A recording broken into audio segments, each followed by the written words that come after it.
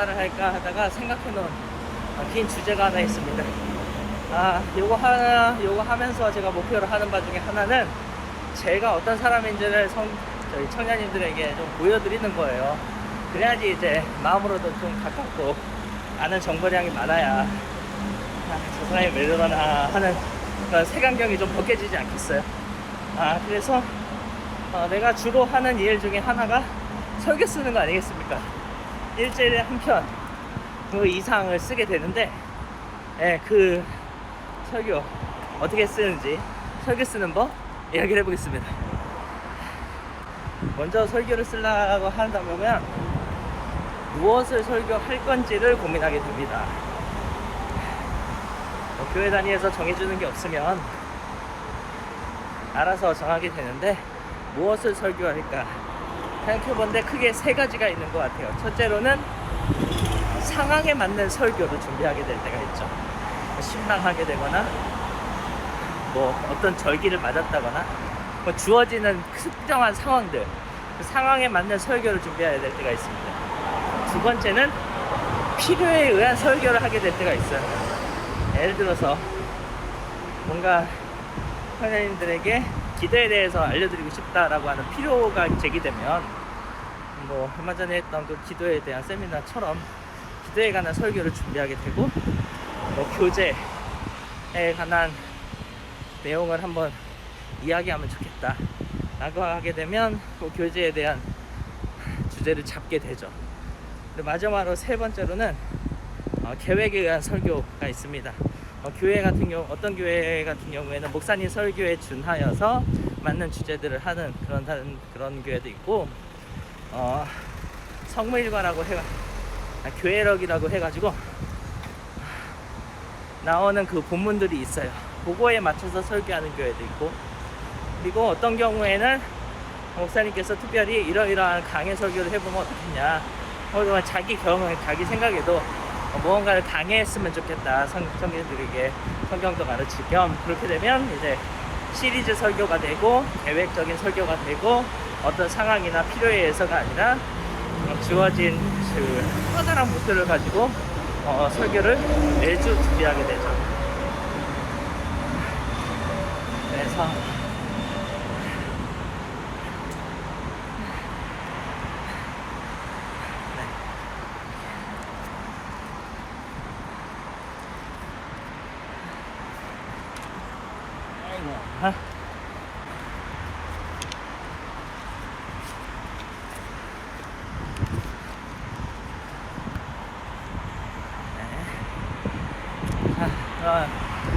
이렇게 무엇을 설교할 건지가 정해지면 이제 해당하는 말씀을 찾습니다. 상황에 의한 설교라고 할 때에는 기도할 때 어떠한 코어가 되는 어떤 문장이나 아니면 성구가 떠올라요. 그러면 그 대략적인 성구 구글링해서 찾죠. 어떤 경우에는 성경 프로그램 중에 어떠한 주제를 입력하면 거기에 맞는 성구들을 보여주는 그런 프로그램도 있습니다. 그걸 사용해서 제가 의도하고자 하는 바를 가장 잘 보여줄 수 있는, 잘 그 내용을 포괄하는 그런 성구를 찾아서 주제 성구를 찾죠. 그런 다음에 해야 되는 일은 다 잊어버리는 겁니다. 내가 무엇 때문에 이 설교를 준비하려고 했는지, 무엇 때문에 이 본문을 준비했는지를 잊어버리는 거예요. 잊어버린 그 백지 상태에서 이제 다시 성경을 읽습니다. 그렇게 하는 이유는 뭐냐면, 내가 하고 싶은 말이 있을 때 얼마든지 그 성경을 가져다가 쓸 수가 있어요. 귀에 걸면 귀걸이, 코에 걸면 코걸이 하는 거 있죠? 어려운 게 아닙니다. 성경 조금만 알고 뭐 이야기 풀 줄 아는 능력만 있으면 누구나 성경을 들고 코걸이로 만들어 버릴 수 있어요. 근데 그거를 의도적으로 하면 못 됐죠. 근데 자기도 모르는 할 수가 있거든요. 그걸 방지하려면 이제 내 의도가 무엇이었든 간에 그거를 잠시 잊어버리고 주어진 본문에 집중을 해야 돼요. 그래서 그 본문 안에서 마땅한 그 본문 안에서 그날 주시는 하나님이 주시는 생각들, 그날 떠오르는 그 묵상의 내용들, 그것을 다시 한번 부여잡고 설교를 써 내려가야 되죠. 그래서 말씀을 다시 봅니다. 다시 천천히 읽고 이제 거기에 말씀에 해당하는 주석들을 찾아서 읽어요. 찾아서 읽다 보면 아무리 잊으려고 해도 잊혀지지 않는 최초의 그 목적이 떠오릅니다. 여러분, 그 목적이 과연 합당한 건지, 이 설교 본문에 합당한지 아닌지 그거 검토해요. 그러면 경우가 두 가지가 생기죠. 첫째로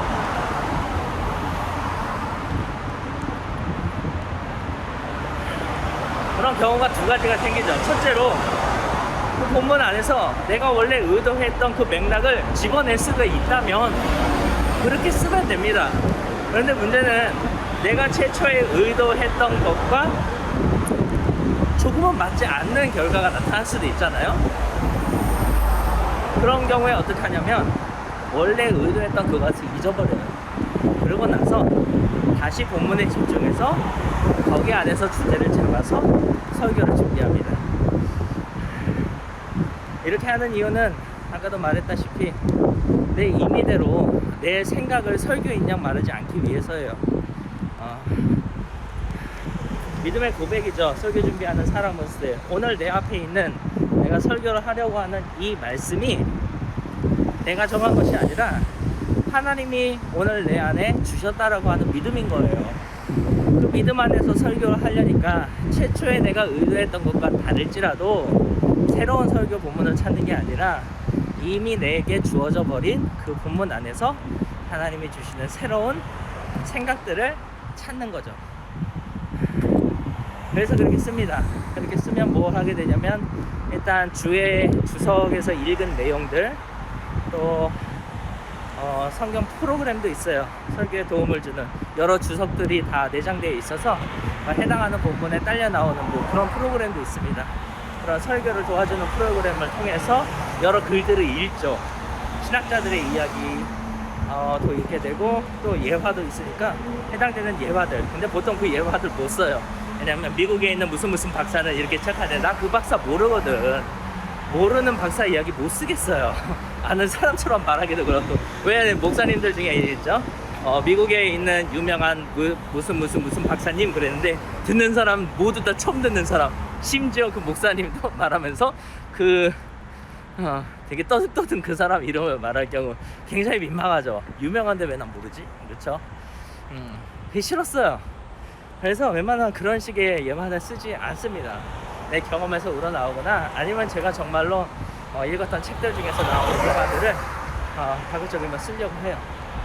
이렇게 그럼에도 불구하고 그 예화들도 읽고 여러 가지들 읽고 난 다음에 이제 초안을 작성합니다. 설교 초안을 쓸 때는 대략의 길만 쓰는 거예요. 문장을 다듬지 않고. 그러면서 최종적으로 이야기하고 싶은 것은 염두에 두되 무엇보다도 본문 안에서 그것들이 논리적으로 연결이 되도록 그러한 생각들을 정리해 나가면서 개요를 짜서 초안을 작성합니다. 그 다음에는 맨 위로 올라가서 다시 엔터를 2번 치고 다시 쓰기 시작해요. 초안을 이미 썼으니까 머릿속에 길은 있잖아요. 그래서 이제 봄글을 작성합니다. 본글을. 그래서 이제 본글을 작성합니다. 본글을 작성할 때는 그래도 문장을 잘 매끄럽게 만들어 가요. 최대한 만들어 나가고, 그리고 해당 문단에서 목적하는 바를 명확하게 드러낼 수 있도록 그 문단 안에서도 논리적인 연결을 잘 구상해 나가면서 그렇게 써 내려갑니다. 그래 한번 완성하고 난 다음에 탈고를 하죠. 어감이 이상한 것들이나 이런 걸 다 고쳐요. 그러고 난 다음에 다시 위로 올라가서 엔터를 2번 친 다음에 다시 씁니다. 그렇게 총 초안 2번째 설교, 그 다음에 3번째 다시 쓸 때는 이제 다 녹아져 나오는 거죠. 그 전에 열심히 뭐 논리적으로 전개했던 것들이나 뭐 이런 것들이 이제는 정리가 돼서 머릿속에서 정리가 돼서 슬슬 써 내려가지고, 그리고 통합적으로 보게 돼요. 앞쪽에 이야기했던 것들을 뒤로 빼거나 아니면 그 순서들을 바꿔 나가면서 원래 이야기하고 싶어 했던 그 주제를 명확하게 전달할 수 있기 위해서 그런 것들을 다시 총체적으로 수정을 하게 됩니다. 이게 세 번째 쓸 때쯤에는 자연스럽게 돼요. 그러고 난 다음에 이제 마지막으로 다듬기만 하고, 그 다음에 설교하죠. 설교할 때는 뭐가 되냐면 사실상 네 번째 쓰는 거예요. 제가 설교할 때 보시면 알겠지만 잠깐 그 스토리 잊어버리면 패드를 이렇게 뒤적뒤적거리면서 아 맞다 여기다 이렇게 찾긴 하지만 웬만하면 안 봐요. 왜냐면 그때 세 번쯤 쓰고 나면 머릿속에 다 들어 있습니다. 세세한 어미나 뭐 이런 것들은 불명하게 남아있지만 길이 명확하게 남아있고 무엇을 얘기해야 되는지를 알고 있기 때문에 설교할 때는 네 번째 작성한다라는 생각으로 설교를 하게 되죠. 물론 제가 들고 있는 뭔가는 풀원고예요. 풀원고라는 게 뭐냐면 제 말투가 그대로 들어가 있는 원고, 그리고 어떤 예화나 아니면 그림이나 이런 것들을 할 경우에는 그런 것들도 이제 첨부되어 있는 그런 완성된 원고, 이거 그대로 누군가가 읽으면 목소리만 다르지 내가 하는 거예요. 네, 그렇게 작성을 해서 설교 준비를 합니다. 이렇게 하면 사실 길게 말하긴 했는데 열심히 노력하면 이틀이면 끝나는 이고, 좀 더 이렇게 잘 맥이 안 잡혀서 고생하게 될 경우에는 한 3일 걸리고 그래요. 그러니까 그렇게 써가지고 영상도 만들고 현장 예배에서 설교도 하고 그렇게 됩니다. 그렇게 저는 준비합니다. 어떤 제가 하면서 이런저런 얘기를 들은 설교에 대한 책도 읽고 설교 작성 잘하는 법 이런 책이 있어요. 신학적으로 쓴 책들이죠. 그래서 그런 책들도 있고 뭐 학교에서 설교학 시간에 배운 것들을 가장 중심으로 잡고 이렇게 설교를 준비합니다. 그런데 다른 이야기들도 사실 들려요. 다른 목사님들 얘기할 거 없겠지만 그래도 어떤 얘기를 들었냐면 어떤 경우가 있었냐면 메일을 한번 열었는데 어떤 무슨 장로님이래요. 장로님이라는 분이 우리 목사님들 내가 목사님인 거 어떻게 알고 굴뚝덩 자세히가 불렸는데 제가 얻어 걸린 건지는 잘 모르겠지만 어쨌든 목사님들 목회에 도움이 되고자 제가 단연간 모은 유명한 목사님들의 설교문을 보내드린다는 거예요. 원래는 10만 원인데 추석을 맞아서 50% 할인을 해서 5만 원에 20기가 상당의 설교와 PPT 자료를 보내준다는 거예요. 와, 그 메일을 받았을 때, 야, 대단하다는 생각이 먼저 했어요. 이거 어떻게 모았지라는 생각이 일단 먼저 들었어요. 두 번째로는, 야, 저작권은 생각도 안 하는구나. 이런 생각이 들었습니다. 아니, 유명한 목사님들 하신 설교가 공공재예요? 아니잖아요. 그 목사님이 나보다 어쩌면 더 열심히 노력하셔가지고 쓰신 설교인데, 그 인생에 녹아있는 설교인데 누구 마음대로 자기가 타이핑을 해서 그거를 팔아요. 그래서 야, 이건 뭐 설교 세계의 저작권은 대체 어디에 있는가 이런 생각을 좀 했습니다. 그리고 세 번째로는 이거 수요가 있구나 라는 생각을 했어요. 누군가는 이런 설교를 그대로 자기 이름을 바꾸고 어떤 상황을 조금만 바꿔가지고 설교하기도 하는구나. 그러니까 이걸 팔고 있지. 이런 생각이 들어서 참 씁쓸했습니다.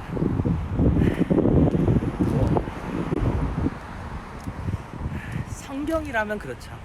성경이라면 우리가 무언가를 더 더할 필요가 없이 A라는 사람이 읽고 B라는 사람이 읽어도 돼요. 똑같이 하나님이 우리에게 맡겨주신 그 본문이니까 변하지 않는 우리가 경전으로 삼고 있는 거니까. 그런데 설교는 성경이 아니잖아요. 설교 안에는 하나님의 말씀 플러스 개인의 사고, 그 논리, 경험들이 녹아져 있는 거잖아요. 이거는 이제 한 단계 거치고 난 거니까 성경이 아니고 성경에 대한 이야기인 거죠. 그리고 그 개인의 특성에 묻어나 있는 고유한 무언가인 거예요. 그렇기 때문에 얼마 전에 뉴스에서 나왔어요. 어떤 목사님이 저기 시골 어디 경남 어디에 작은 교회에서 나달이 자기 홈페이지에다가 올리는 그 영상을 보고 토시 하나도 안 틀리고 설교 시간에 그걸 가지고 설교했다는 거예요. 나중에 걸려가지고 뭐 각서도 쓰고 그랬던 것 같아요. 부끄럽지만. 그래서 그런 일들이 일어나는 게 참 안타깝습니다.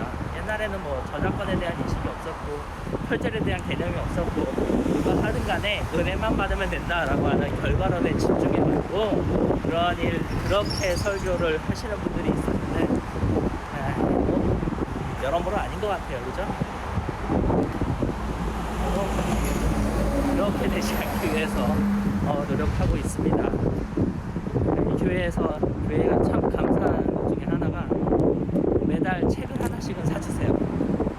네, 보통 교회에 보면 당회 자료나 그런 자료들 보면 교회 1년 예산 중에 도서비가 책정돼 있어요.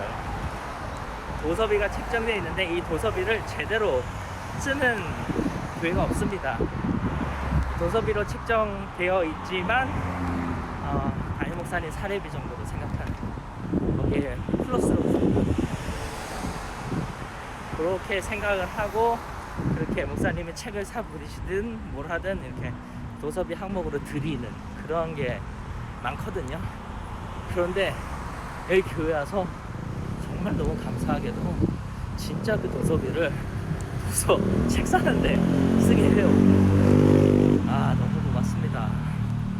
그래서 여기서 그동안 비싸가지고 선뜻 못 샀던 책들을 여러 권 구비했어요. 한 달에 한 권이니까 벌써 8회가 8권이잖아요.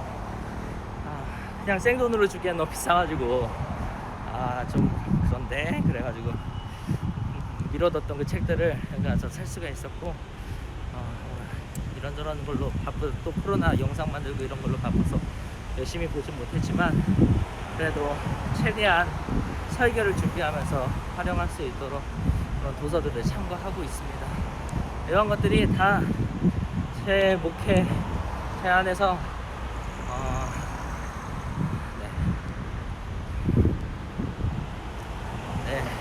아무도 물어보지 않고 누구도 궁금해하지 않을 수 있는 제가 설교 쓰는 이야기를 좀 고개 넘으면서 해봤습니다.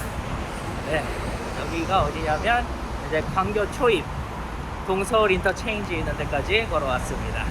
이제 여기서 걸어온 만큼의 2배를 더 가면 이제 수원의 첫 번째 팔당구에 있는 이땡땡 청년님 집에 도착하게 됩니다.